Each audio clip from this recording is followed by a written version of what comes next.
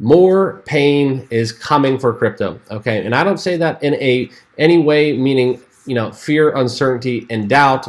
I don't want to scare you guys or back any of you guys into a corner. However, I do want to point out in this video what the Fed is doing and where they stand, and kind of go over their mindset and mentality as it relates to crypto. All right. Now, this is all on the heels of the U.S. banks that are currently going underwater and seeing this bankruptcy coming out of Silvergate and whatnot. When we talk about exchanges, the banking, and all of the assets that are backing digital assets that basically people screwed up. Okay, so I'm going to touch on that in this video, so you're going to want to stick around. First, hit that subscribe button. Join us here at Not Your Father's Capital. It is free to do so, but it does help the channel grow. All right, so let's get into this, but let's firstly take a quick look at the markets. These are some of our favorites on the channel. You can see basically a red day, and is continuing the trend downwards. All right, so this is basically expected as we get into the cusp of all of the negativity surrounding all of the macroeconomic factors that are coming out in March. A lot of people expect interest rates to rise, but you know, I revert back to the ancient old principle.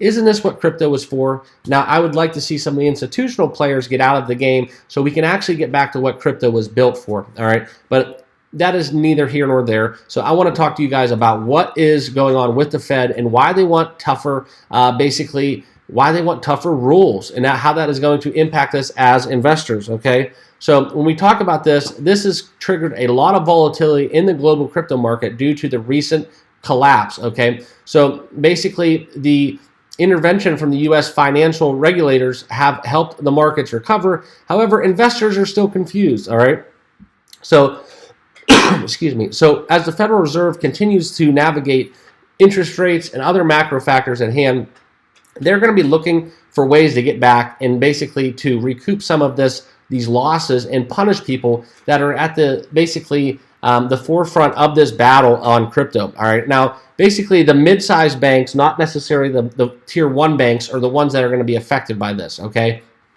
so harsher regulations are ahead. All right, now this is all because of the Silicon Valley Bank collapse. All right, and all of the fears that has basically caused within the broader markets. Okay, so we are seeing assets between $100 billion and $250 billion that have landed under the scanner of the U.S. Central Bank.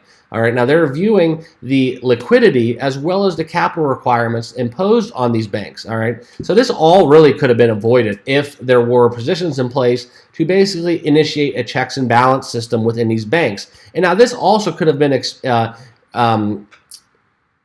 this also could have prevented all of the turmoil that we saw with exchanges if similar protocols and practices were put into place. Okay, so this is what I'm looking forward to in terms of regulation, is to get some of the negativity out of crypto. All right, because all in all, we're seeing this way too much right now, and there's a lot of people making a lot of money, and this cannot happen as it is directly impacting our assets, our wallets as crypto investors. All right, so these tests are very simple. It can be done with just a few accounting strategies, and with the technology these days and algorithms, I really feel like this could be done quite seamlessly. Okay, now they want to do these stress tests on an annual basis. Okay, and these conditions are pitched basically when the Fed intervenes with the Silicon Valley banking matter. All right, now also when we talk about the backlash that central banks are facing, they're going to strike back. Okay, so these are two obvious of problems, like I said, to be unnoticed.